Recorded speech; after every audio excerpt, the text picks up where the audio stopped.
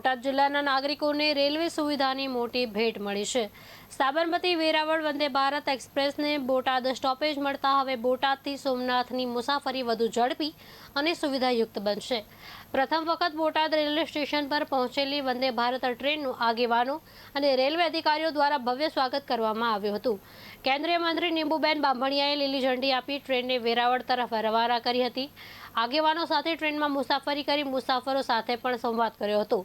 શ્રાવણ માસમાં સોમનાથ દર્શન માટે જતા ભક્તો સહિત સ્થાનિક મુસાફરોમાં નવી સુવિધાને લઈ ખુશીનો માહોલ જોવા મળ્યો હતો।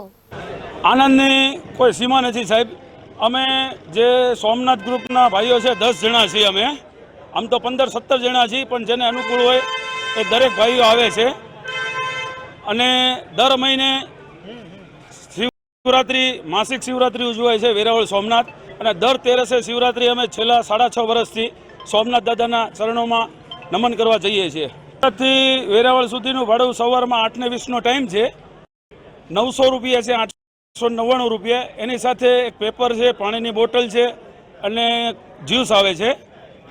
અહીંયા 8:20 ઉપર છે, ત્યાં 11:50 પહોંચાડશે। ગૌરવશાળી અને ખૂબ ઐતિહાસિક દિવસ છે। ઢસા, ધોળા અને બોટાદ આમ 3 stoppage Sabarmati Veraval Vande Bharat express ટ્રેનનું stoppage મળ્યું છે।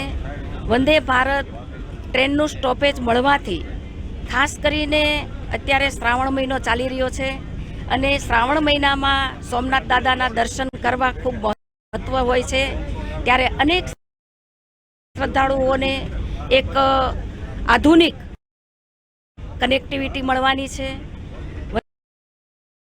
વંદે ભારત સ્ટોપેજ મળવાથી વિદ્યાર્થીઓની અવરજવરમાં સરળતા રહેશે।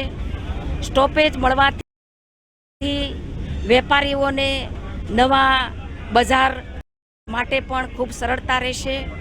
ટુરિઝમને નવી ઊંચાઈ મળશે અને વેપારીઓ પણ પોતાની રોજગારીની એક તક મળવાની છે।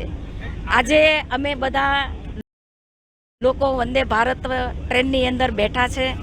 આ વંદે ભારત ટ્રેનમાં અમારા ધારાસભ્ય શંભુનાથ બાપુ, અમારા શહેર અધ્યક્ષ મયુરભાઈ, અમારા જિલ્લાના પ્રમુખ બેન પાયલબેન, DRM દિનેશજી, આમ અનેક ભારતીય જનતા પાર્ટીના પદાધિકારીઓ અને ખાસ કરીને સોમનાથ બાપાના દર્શન કરવા માટે જે શ્રદ્ધાળુઓ છે એ પણ અમે બધા સાથે વંદે ભારતમાં બેઠા છીએ। વંદે ભારત ટ્રેનની અંદર અત્યાધુનિક ફેસિલિટી છે અને લોકોને સરળતાથી ઝડપથી પહોંચી શકાય। સોમનાથ પહોંચવા માટે પહેલાં જે 7-8 કલાક લાગતી હતી, વંદે ભારત